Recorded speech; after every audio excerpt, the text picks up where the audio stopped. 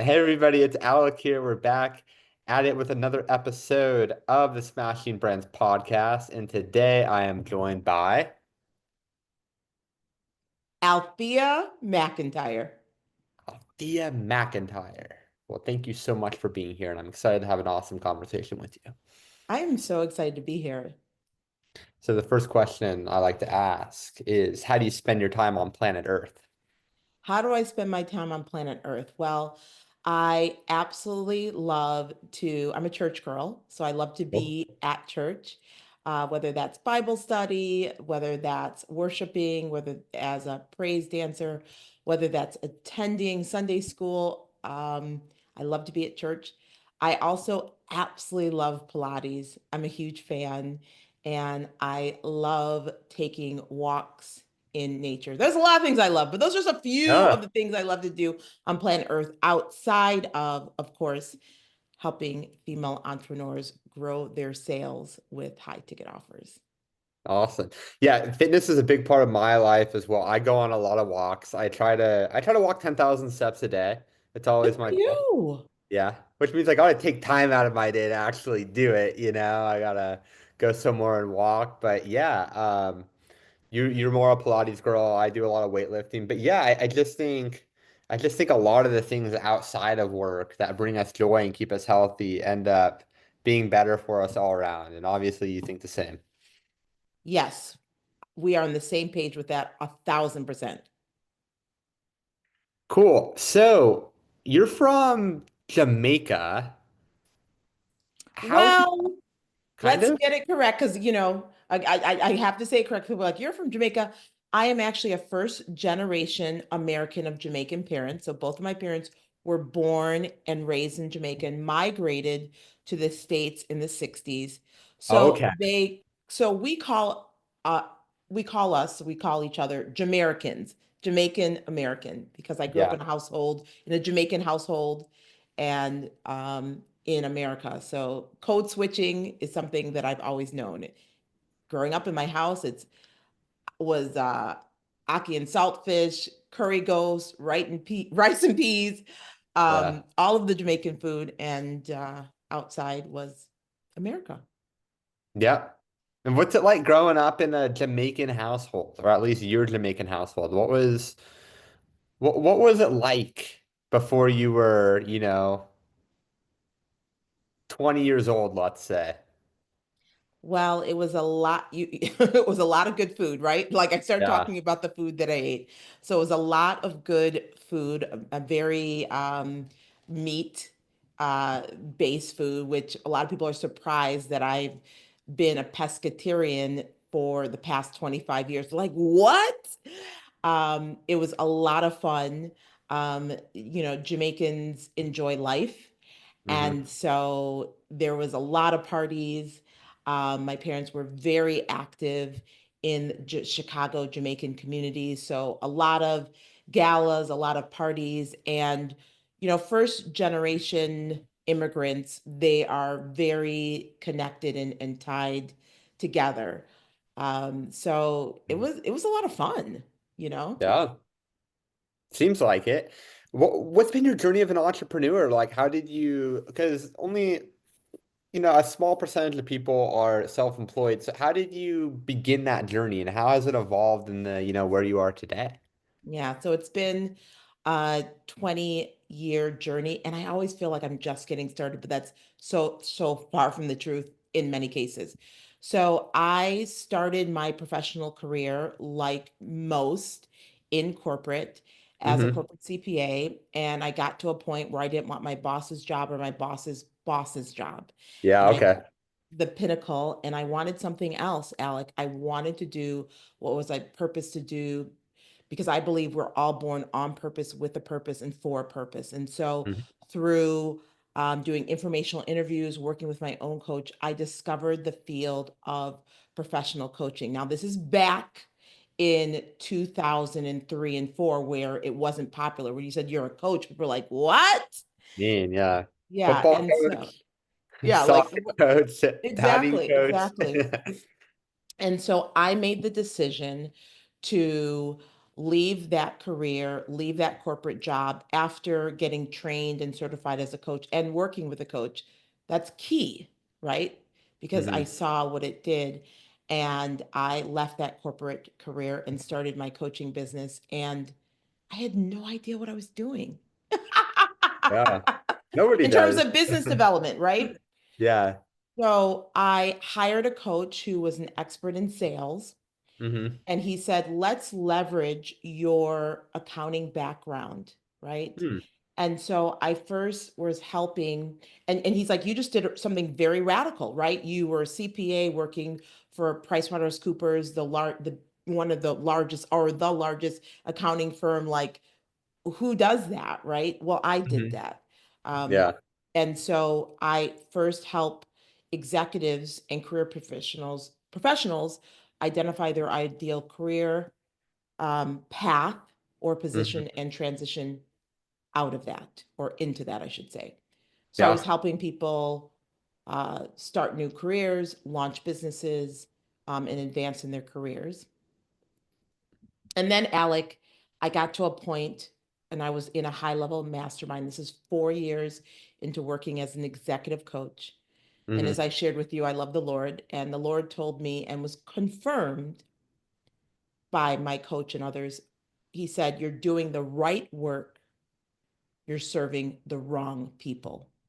Hmm. And so he said, it's time for you to pivot. I want you to serve Christian visionaries, leaders, Cool. entrepreneurs, and help them in sales. And Alex, there's two things that stopped me for 7 years was doubt and fear.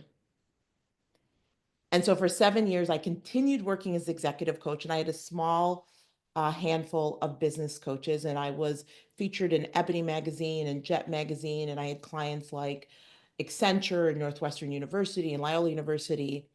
But I continue to feel stuck and dissatisfied. And then in 2016, where I'm like, okay, things were drying up, it stopped working because we know as believers, um, disobedience causes delay, and obedience is married to favor. And I didn't obey the Lord and pivot when He told me. 7 years of not pivoting and repositioning my business.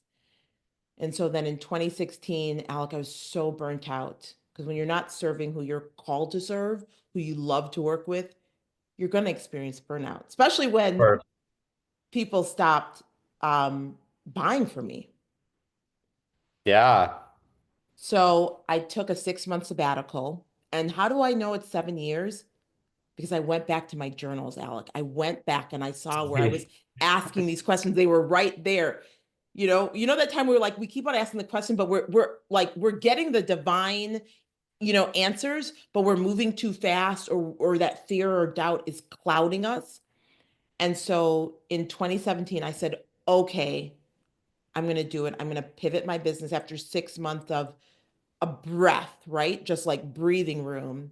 And I pivoted to a business coach, repositioned my business and my brand, Hmm. obviously not starting from the beginning, leveraging all of the strategies that I did before. And it's been amazing. You Yeah. know, it's like I'm like, I love helping people with sales. And I just say, well, how did you get to sales? Like, because when I was working as an executive coach, I would have clients for 6 months, 3 years, 8 years, and enrolling clients in high level offers. And my Yeah. coaching colleagues would say, how are you doing this? How are people working with you in 6 month program, year-long program? Like, how are you doing this? Yeah. And Alec, I didn't see my gifts. I just said, oh, I'm a good coach. Well, that was true. And I knew how to enroll high ticket clients and, Hmm. and get them re-enrolled, That right? was your To skill have them, set. yeah, exactly. It's a Yeah. gift. That wasn't just, yeah. Okay. Right. And but I didn't see it, right? Yeah. I didn't see it because, and we do this a lot. I was looking at other business coaches and their background was from corporate sales and corporate marketing. Yeah. And I was saying, well, I'm just, you know how we use that word, I'm just a CPA. So I was comparing myself, worst thing to do, instead of trusting God and use it and coming out with the gifts that people already saw. So that's Okay. been part of the journey. And now since 2017, I love sales. I mean, I love sales. And we were like, who loves sales? Well, I love sales, right? Just like when I was in corporate and I'd be working with these CPAs and they're like, I love this tax law. And I'd be like, who loves tax law? Right? Like, well, they did, right? And Yeah. so it's amazing to help my clients build sales confidence and learn how to enroll high ticket clients of $25,000 or more in a single sales conversation. And Yeah. it's just, it's so that's the journey. That's the Cool. journey. Yeah, thanks for sharing. I'm just wondering, like, where did it took you 7 years to pivot, right? Like in my journey, I've been a business owner for about 7 years. I've pivoted a handful of times. I want to know where did the hesitancy lie that was keeping you? Did it have to do with having Christianity more part of your message? Was it women specifically? Was it the offer? Like, what was it that kind of kept you?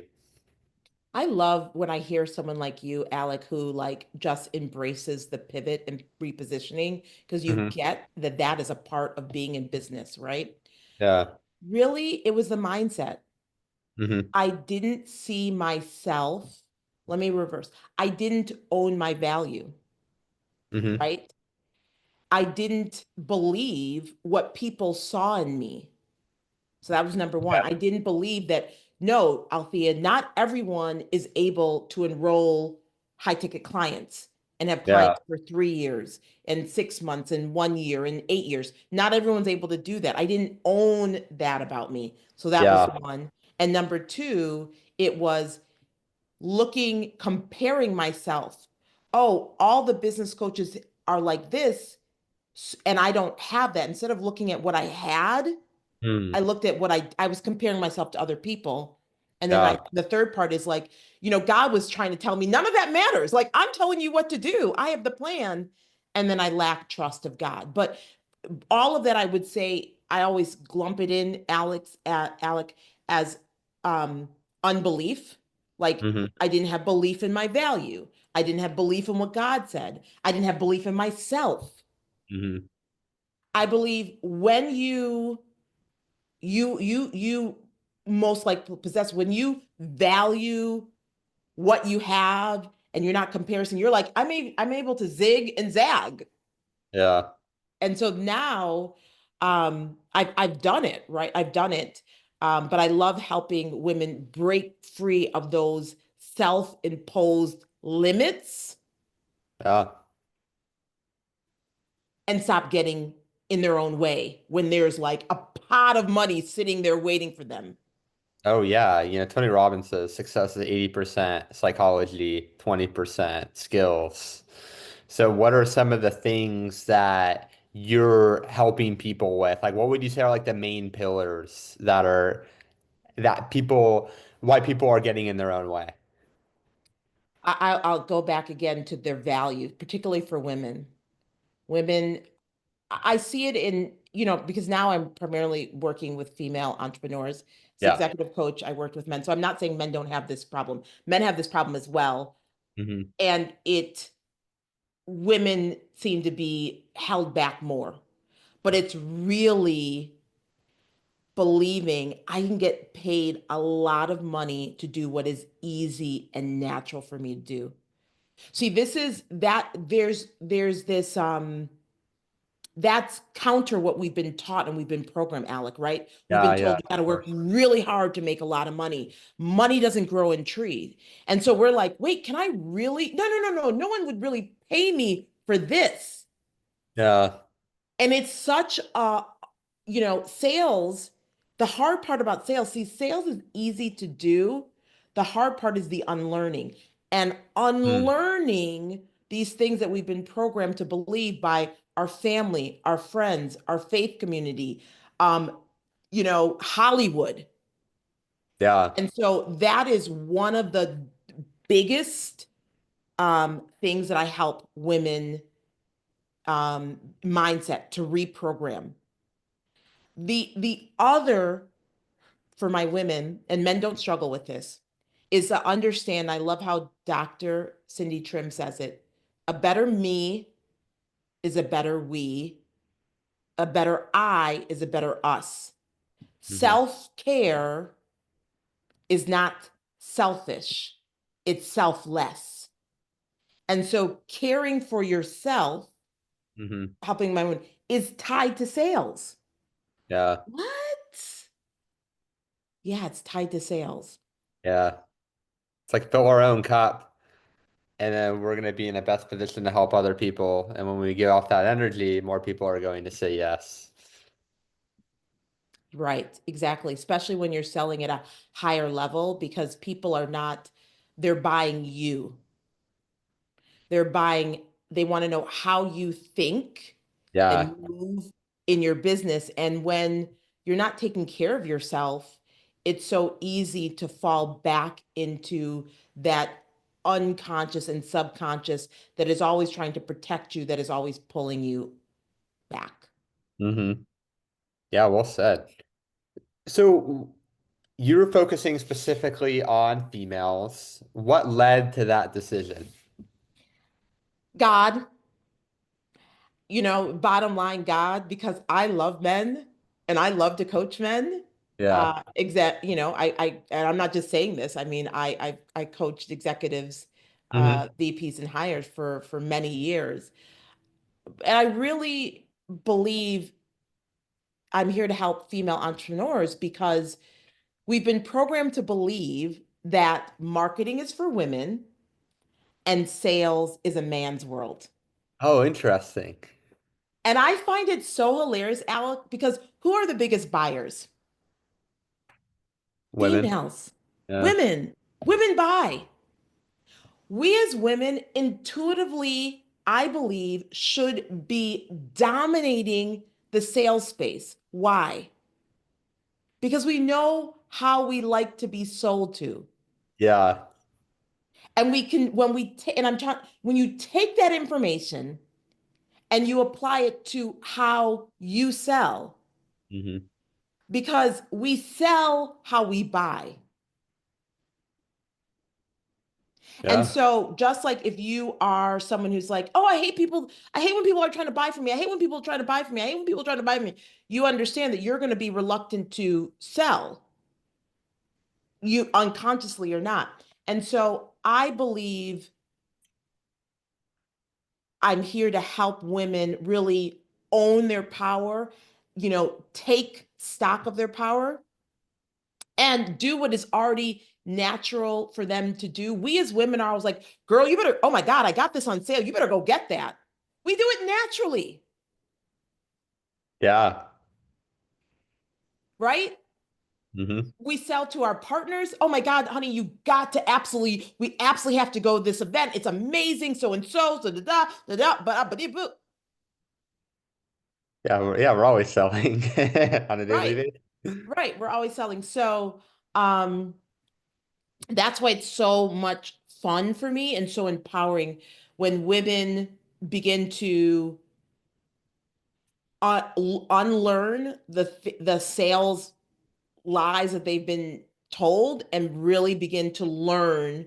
Again, you've got to learn. Sales is a skill. When you learn sales, and it's like, oh my gosh, it's not this scary thing that Yeah. I've been programmed to believe it is. Yeah. And people want to buy. I feel like that's a big mindset shift, you know? Because a lot of people hop on calls thinking, oh, this is person I want to hear. No, they're on that call because they want to hear from you and they want that problem solved. So no, And what isn't it so it's isn't it different, Alec, when you realize that, when you're like, they want to buy. hmm. Yeah, it makes it easier. It makes it a lot easier. It But makes it it a should have lot. always been that way, but we've learned certain things, right, growing up that we need to unlearn. Because I feel like at the core, we're all really great salespeople, but some of us just have more of this unlearning to do than others. But I feel like we're all born with the talents, and as entrepreneurs at least, to do what we need to do to make a great living. Yes. And I have seen, even within myself, where, especially I can say for women, because we've been programmed to encourage other people, be supportive, it's easier to sell someone else's stuff. I mean, I think a lot of people maybe Mm. I've seen where you've maybe worked for an entrepreneur and and been a part of their team and helped them grow their business to their next level. Yeah. And then when you're going out on your own, you got to sell yourself. There's all these things that start coming up, right? Because we know Mhm. as entrepreneurship, it is the premier personal development, right? It's like you don't Yeah. want personal development, don't become an entrepreneur because Yeah. all of your stuff is going to come up. Yeah.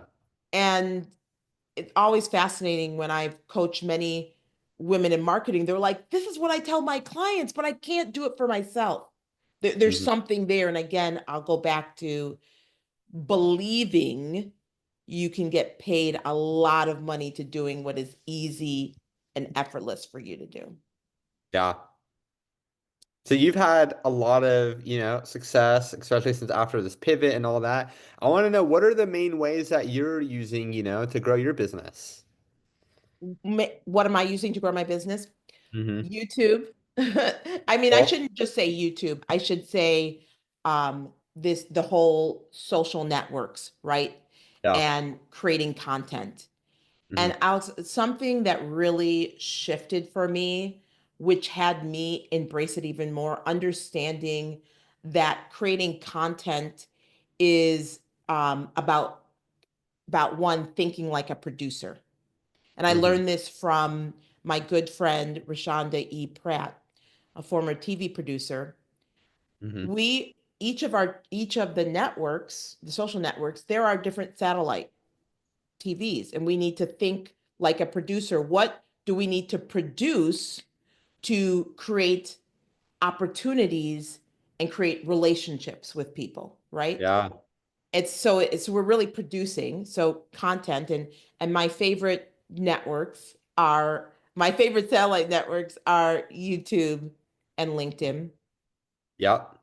And then what we're doing right now, I absolutely love having conversation with other entrepreneurs and leaders talking Mhm. about branding and marketing and sales and business. And so when Yeah. I'm on podcasts, when I'm on virtual summits, where I'm on summits, it helps to grow my business. For sure. Yeah. If you can get people binge watching your long form content, like that's game changing. Like even for this podcast episode, like you could even publish this on your own channel if you wanted to, because it's, whatever it's going to be, 30 minutes of unfiltered content of you sharing your story and all of that, and I want to know, how long did it take you to find your voice and what you wanted to talk about and to start sharing the types of things that really have allowed you to connect with more people? That is such a great question. Thanks. That is such a great question because it's a process, right? It's a process of, again, unlearning. And I would say it's taken me 20 years.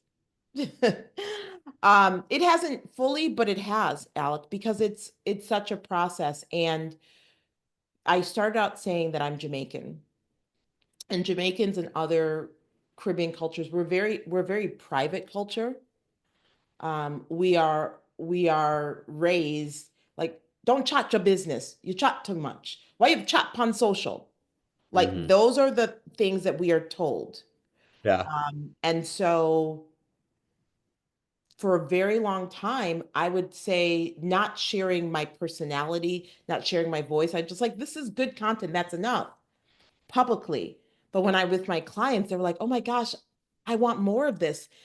With my clients, I could do it, Alec, but like on a podcast on YouTube, it just felt the programming, right? Like I'm chatting my business, like kids should be seen and not heard. All of these Yeah. lies that I've been told really I really struggled with. I mean, Hmm. I remember sharing a post about 2 years ago about raising my fees and how, because raising your fees is not just a price tag, it's really about owning your value. Yeah. And after I posted it, I was, like shaking, right?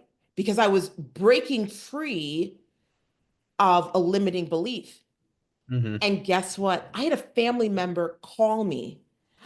We saw your post. We think you should take it down. You're sharing your pricing. Just no. And then I had Oh no, no. like, we heard about your post. We think you should take it. I should take my journey of increasing my fees. I should take my pricing down that like is, people are going to learn otherwise. But I had really, that was huge for me. And that happened 2 years ago. Yeah. But you moved past it. Here you Praise the are. Lord. Hallelujah. Yeah.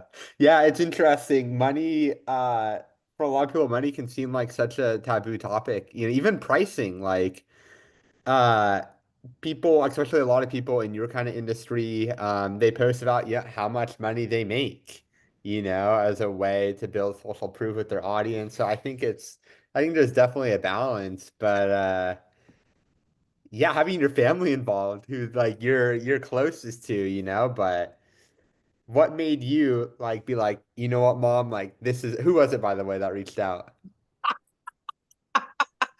You're close there. You named one of them. You got one of them, Your Alec. mom and your Are- sister? Wait, how did you know? Have you had the same experience, Alec?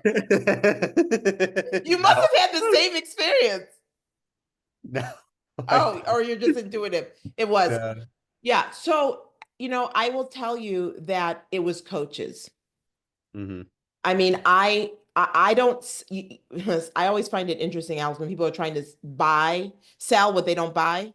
When people are trying to sell 5,000, 10,000, 50,000, $25,000 offers, but they themselves have never invested at that level, it's Yeah. hilarious to me. It doesn't Yeah. work.